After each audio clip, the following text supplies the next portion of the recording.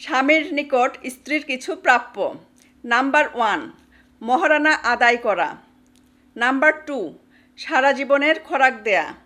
Number 3, সারা জীবনের পোশাক দেয়া। নাম্বার 4, পর্দামতে চলার ব্যবস্থা করে দেয়া। নাম্বার 5, সারা জীবন থাকার জন্য সাধ্যমতো উপযুক্ত পরিবেশ তৈরি করে দিতে হবে। স্ত্রীর নিকট স্বামীর কিছু প্রাপ্য। নাম্বার 1, সারা জীবন তার সংসার করতে হবে। নাম্বার 2, কোথাও যেতে চাইলে স্বামীর অনুমতি নিয়ে যেতে হবে। নাম্বার 3, স্বামীর অনুপস্থিতিতে তার সব কিছু দেখাশোনা করতে হবে। নাম্বার 4, স্বামীর সন্তানকে পেটে ধারণ করতে হবে। নাম্বার 5, স্বামীর সন্তানকে দুধ পান ও ইসলামিক শিক্ষা দিতে হবে।